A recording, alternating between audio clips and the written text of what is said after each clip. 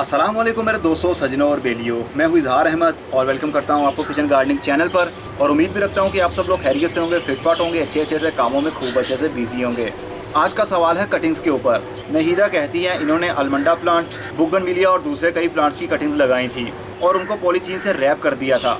जब उनके पत्ते ग्रोथ कर रहे होते हैं तो वो जब पॉलीथीन को ऊपर से रिमूव करती हैं तो उनके पत्ते ख़त्म हो जाते हैं, मर जाते हैं। या वो कटिंग को शिफ्ट करते हैं किसी गमले के अंदर, तब भी वो पौधा मर जाता है। तो उसकी क्या रीज़न हो सकती है? तो नहीदा जब आप कटिंग्स लगाती हैं उसको बरसात के मौसम में, बाहर के मौसम में ऊपर से पॉलीथीन से कवर नहीं किया जाता।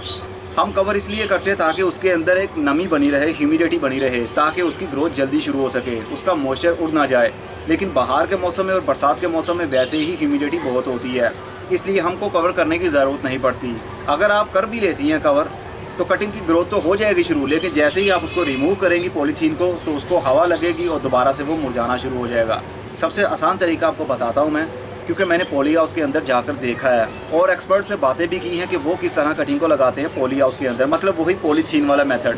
पॉली हाउस बहुत ही बड़ा होता है, उसके अंदर जब कटिंग लगा लेते हैं, जब उसकी शूटिंग स्टार्ट हो जाती है तो एकदम से उसको उठा के आउटसाइड पर नहीं रखते, मतलब उसका एकदम से क्लाइमेट चेंज नहीं किया जाता, उसका मौसम एकदम से चेंज नहीं किया जाता है। अगर एकदम से मौसम चेंज कर देंगे तो वो शॉक में आ जाएगा और वो मुरझा जाएगा, क्योंकि अभी उसकी रूट्स सही से डेवलप नहीं हुई होती। तो यही मेथड यूज़ किया जाता है गमलों के अंदर भी। जब आप ऊपर से उसको पॉलीथीन से कवर कर देती हैं और जब उसकी शूटिंग शुरू हो जाती है, पत्ते ग्रोथ करने लग जाते हैं, तो आप पॉलीथीन को एकदम से रिमूव करती हैं तो वो 1 से 2 दिन के अंदर अंदर ही मुरझा जाते हैं।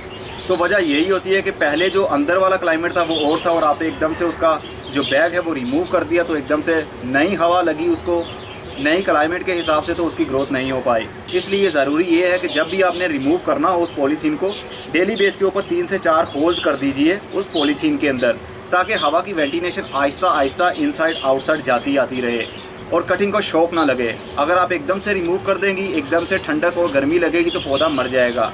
इसलिए पॉलीथीन के अंदर डेली बेस पर 3 से 4 होल्स करते रहें, आहिस्ता आहिस्ता होल्स बढ़ाते रहें।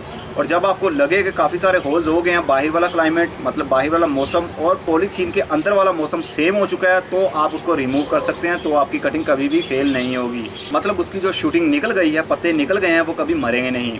ये सबसे आसान तरीका होता है जो प्रोफेशनल लोग इस्तेमाल करते हैं, मतलब ये वाला मेथड। उम्मीद करता हूँ आपको अच्छे से समझ लग गई होगी। और ये सवाल आपने बहुत ही यूज़फुल पूछा। बहुत से लोगों की ये ख्वाहिश होती है कि वो कटिंग लगाएं लेकिन फ़ेल हो जाते हैं। जिस तरह आपने सवाल पूछा, यही सवाल बहुत से लोगों के दिलों में होता है, तो आज उन सब का ही आंसर एक बार में ही मिल गया। अब कल मिलेंगे किसी नए सवाल के साथ, तब तक के लिए goodbye, see you and tata, और अपना बहुत सा ख्याल रखिएगा।